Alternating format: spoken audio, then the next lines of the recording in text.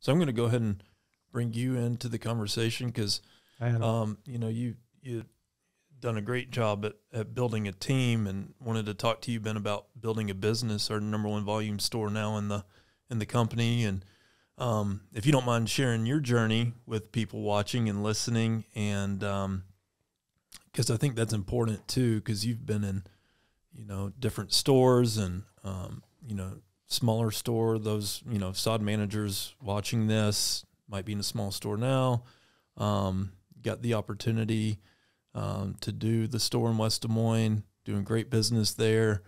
But it's not just open the door and business comes in. You're a great operator. You challenge me in a lot of areas, very forward thinking. And I appreciate that about you. And that's why I think this group is so powerful. And we like to get together, and iron sharpens iron. I think you brought up yesterday. I don't think any of us even thought about it, but we got chatting about store of the year and some of the stores that are crushing it this year and stuff. And yeah, that was awesome. We didn't even realize it. And store of the year, you know, which is cool, right? And we talked yesterday. It's voted on by the peers, which makes it the coolest, one of our coolest awards, because it's our peers voting on it. 2019, 2020 in Fort Dodge, and Ben was 2021. So that's cool. It was kind of by accident, truthfully. Yeah, and, I didn't think about it till that moment, and that was pretty cool. Yeah, that's right. And Nick Mercer was going to be here, right? Yeah, and couldn't make it, and he's been up there too. So yeah, it's cool. But yeah, Ben's crushing it. Yep, no doubt. All right, I can go into my story. Is pretty unique. Yeah, I kind of found. Let me think back. I kind of found Brown's on accident in the way beginning. I had. Gone to school, moved back to my hometown of Carroll. I was bartending at one of the sports bars there, and the local Brown Shoe Fit guy was a customer of mine. We talked quite a bit from each side of the bar. He had been talking to me about it and convinced me to come into the store, check it out, see what they did. And of course, I thought, just like probably a lot of us have thought, like, I'm going to sell shoes. That's cool. But not as sexy as cars. No, rings, right? I was into cars, but I'm like, yeah, I will give this a shot. It went straight from bartender to training program, where some of us have come through as part-timers and full-timers, but I dove right into the training program. So trained in Carroll with him. His name is Jeff. With him for a year, and then transferred down to our store in Maryville, Missouri.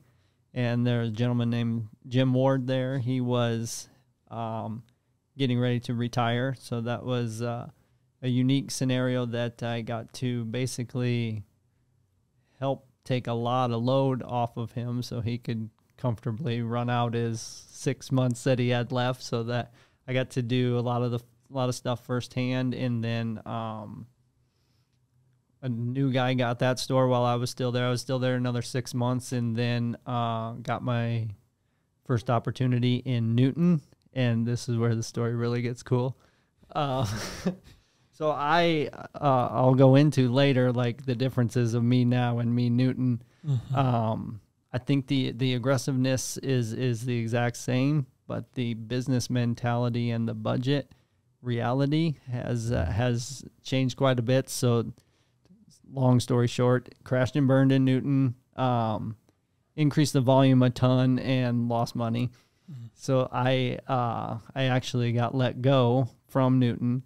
It was a real big, like, life kick in the butt event for me. So sure, moved to Des Moines, sold cars for a year, and then that same guy that I started with in Carroll, he reached out and thought that he could get me back into the training program. And honestly, it was the best thing that happened. Instead of trying to get back into Browns at the store level, I literally went through the whole training program again. Mm. And with, now with 3 years older, more maturity, more focus on starting the career, and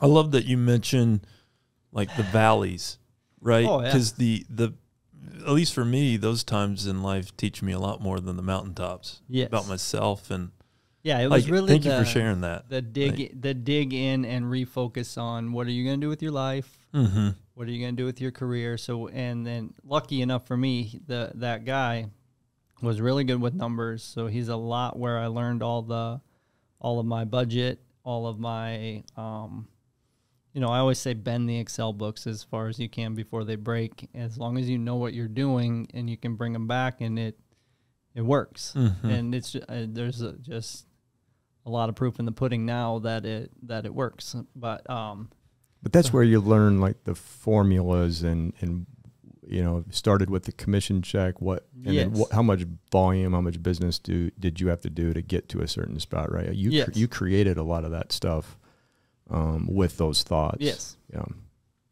So I'm almost done with the journey. Then from Carroll, I trained those next 2 years, and to continue with the uniqueness of it, as I went from trainee to opening a brand new store in Algona.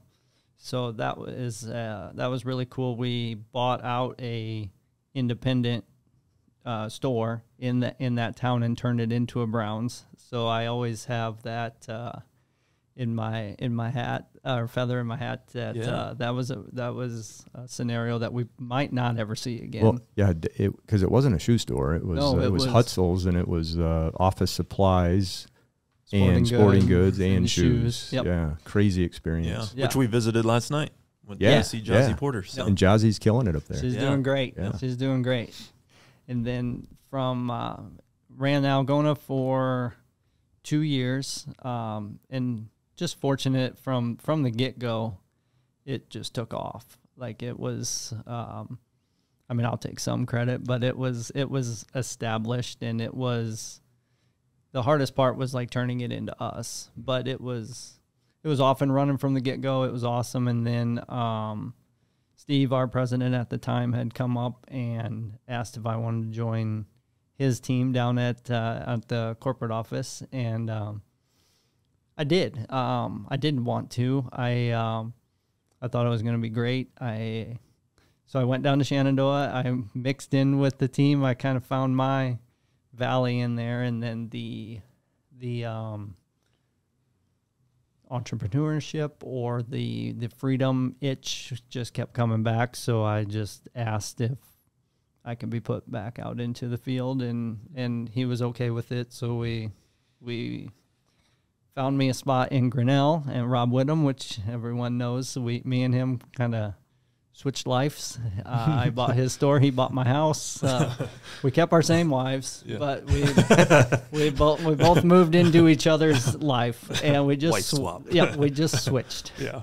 So but my whole intention was, at that time, I'd been in the corporate office long enough to feel out the shoe industry, and I still benefit today from a lot of that stuff that I learned while I was there. The relationships I developed inside the shoe business with our brands, and so that experience was phenomenal. But the whole intention of Grinnell was that's close enough for me to find a location in the town that I've always wanted to be in. So we eventually found it, and long story short, that took us to West Des Moines, and I think our location is phenomenal. It's really cool because it is West Des Moines. It's not on the edge of West Des Moines for the rest of Iowa to travel to and shop. It's literally a store for the inside metro of Des Moines. I got West Des Moines, Clive, Urbandale, Johnson, Windsor Heights, all right there. So